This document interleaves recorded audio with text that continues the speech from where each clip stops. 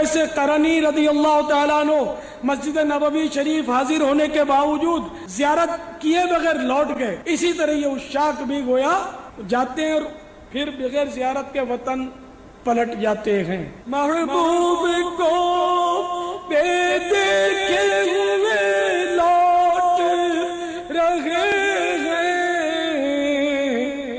عشاق میں کیا رنگ ویسے قرنی ہے۔ اور جن کے سرکار صلی اللہ تعالی علیہ وآلہ وسلم فضائل بیان فرمائیں، اس کی شان کا اندازہ کون لگا سکتا ہے؟ یا کیا ہم مخلص ہیں؟ کیا ہمارا عمل اللہ کے لیے ہوتا ہے؟ ہمارے عمل میں اخلاص ہوتا ہے یا دکھاوا بھی ہوتا ہے، واہ واہ کی خواہش بھی ہوتی ہے؟